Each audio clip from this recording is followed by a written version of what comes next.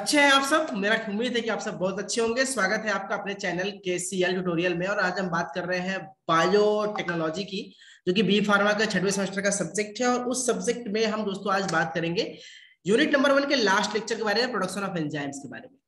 Production of enzyme कैसे होते हैं, किस स्टेप से होते हैं, कितने प्रकार के होते हैं, ये सब ऑलरेडी हम लोगों ने पढ़ लिया लास्ट लेक्चर तक। आज की क्लास में हम कोशिश करेंगे समझने की कितने जितने भी अलग अलग प्रकार के एंजाइम आपके सिलेबस में दिए गए हैं जो कि इंपॉर्टेंट है, उनके प्रोडक्शन के बारे में बात करेंगे। एग्जाम इसी तरह से क्वेश्चन आएंगे, right detail the production of फलाना एंजाइम ढकाना एंजाइम करके आएगा। तो चलिए बारी बारी शुरू करते हैं। पहले एंजाइम की बात करते हैं जिसका नाम है एमाइलेज, जो कि स्टार्च का पाचन करता है, इसको आप जानते हैं। तो इसके बारे में थोड़ा सा लिखते हैं कि इंट्रोडक्शन पार्ट क्या है कि एमाइलेज जो है वो एक एंजाइम है जो कि स्टार्च को शुगर में कन्वर्ट करता है, यानी स्टार्च का पाचन करता है। चावल में है, आलू में है, इन सब में बहुत स्टार्च होता है। जब आप इसको खाते हैं तो ये बॉडी में जाकर हाइड्रोलाइज होकर शुगर में कन्वर्ट होता है। ये सलाइवा में होता है ह्यूमंस के। हाइड्रोलिसिस जब स्टार्च का होता है तो सबसे पहले क्या करता है कि कुछ शॉर्ट पॉलीमर डेक्सट्रिन बनते हैं, और वो डेक्सट्रिन बाद में कन्वर्ट होते हैं माल्टोडेक्सट्रिन माल्टोज में, और फिर माल्टोज बनता है ग्लूकोज, यानी पॉलीमर डाइमर फाइबर से मोनोमर ऐसे करके टूटता रहता है, क्योंकि स्टार्च एक पॉलीमर है। ग्लूकोज इतना मीठा नहीं होता जितना कि फ्रक्टोज होता है। फ्रक्टोज फ्रूट से मिलता है, तो जो ग्लूकोज है वो फ्रक्टोज में भी कन्वर्ट हो जाता है by the help of enzyme glucose isomerase, यानी ग्लूकोज का आइसोमरेज एंजाइम की हेल्प से ये बनता है। तो एमाइलेज क्या करता है, उसमें भी कन्वर्ट कर सकता है। एमाइलेज बेसिकली 3 प्रकार के हैं।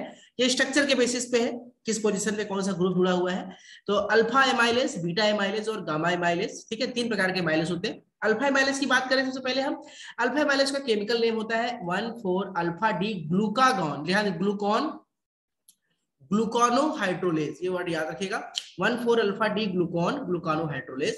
कैल्शियम, इसको एक नाम और बोलते हैं, इसको कैल्शियम मेटालो एंजाइम भी बोलते हैं। क्यों? क्योंकि ये एंजाइम तभी काम करेगा जब बॉडी में कैल्शियम हो। बिना कैल्शियम आयन के ये काम करना बंद कर देता है। ये कैसे काम करते हैं? एक कार्बोहाइड्रेट चेन को एमाइलोज और एमाइलोपेक्टिन को ब्रेक डाउन करते हैं 2 भागों में। जो एमाइलोज है वो फर्दर टूटता है माल्टोडेक्सट्रिन और माल्टोज में, और एमाइलोपेक्टिन जो है वो टूटता है डेक्सट्रिन में और ग्लूकोज में, यानी इस तरह से इसका कन्वर्जन करता है अल्फा एमाइलेज। ठीक है, कहां पाए जाते हैं ये? बेसिकली हमारे ह्यूमंस के सलाइवा में, पैनक्रियाज में होते हैं। प्लांट्स में भी, फंगी में भी। फंगी में बेसिकली एस्कोमासिटीज और बैसिडोमासिटीज बैक्टीरिया के स्पीसीज में होता है, और बैक्टीरियाज में बैसिलस में पाया जाता है। ठीक है, ये हमारी बॉडी में कहीं भी काम कर सकता है, इसलिए अल्फा एमाइलेज जो है वो बहुत ज्यादा होता है, फास्टर होता है बीटा एमाइलेज के द्वारा। एनिमल्स में ये मेजर डाइजेस्टिव एंजाइम का काम करते हैं, जो करीब 6.7 to 7.0 ऑप्टिमम पीएच पे ये काम करते हैं। आगे हम बात करते हैं बीटा एमाइलेज की, बहुत इंपॉर्टेंट है। इसको हम 1,4 डी ग्लूकॉन माल्टोहाइड्रोलेज कहते हैं। ध्यान दीजिए, नाम बदल रहा है, ग्लूकोहाइड्रोज था, यहाँ माल्टोहाइड्रोलेज है। सिंथेटा, इसको ह्यूमन के अंदर नहीं बनता है, इसलिए ये बैक्टीरिया, फंगी और प्लांट के अंदर सिंथेसाइज किए जाते हैं।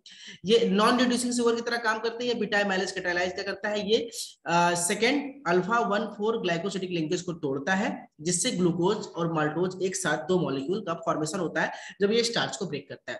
ठीक है, फ्रूट के राइपनिंग में बीटा एमाइलेज का हेल्प करता है, जो माल्टोज को ब्रेक करता है, जिससे कि फलों में मिठास आती है।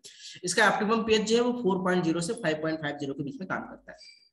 गामा एमाइलेज की बात करें तो इसका ग्लूकॉन 1,4 अल्फा ग्लूकोसाइडेज कहते हैं।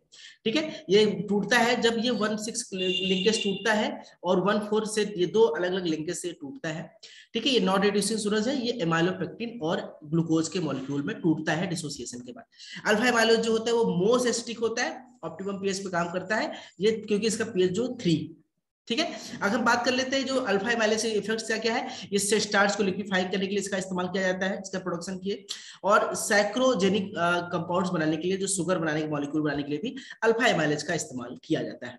आगे हम बात करते हैं कौन कौन से प्रोड्यूसिंग स्ट्रेन है, किस किस बैक्टीरिया और फंगस के अंदर इसको बनाने का काम किया जाता है। प्रोडक्शन जब बड़े लेवल में होता है फैक्ट्री में, तो कौन से बैक्टीरिया या फंगस का इस्तेमाल करते हैं। बैक्टीरिया में bacteria cereus, bacteria subtilis, bacteria amyloliquefaciens, bacteria polymyxa, bacteria licheniformis का इस्तेमाल करते हैं। जबकि फंगी में Aspergillus oryzae, Aspergillus niger, Penicillium, cephalosporin, Mucor कोनिडिडिया आदि का इस्तेमाल करके इस एंजाइम को बड़े लेवल पे बनाया जाता है फैक्ट्री वगैरह में ये बहुत इंपॉर्टेंट एंजाइम है, एग्जाम में क्वेश्चन जरूर आएगा इस टॉपिक से, इसको डिटेल में पढ़िएगा। अब हम बात करेंगे दूसरे एंजाइम की, इसको बोलते हैं लाइपेज। नाम से लग रहा है ये लिपिड का पाचन करेगा। लिपिड क्या होते हैं? एस्टर और फैटी एसिड्स होते हैं। तो क्या कर सकते हैं, लाइपेज को हम ग्लिसरॉल एस्टर को हाइड्रोलाइसिस भी कहते हैं, क्योंकि ये एस्टर और ग्लिसरॉल को तोड़ता है, फैटी एसिड को तोड़ता है। ठीक है, ये बेसिकली एक सब क्लास होता है एस्टरेज का।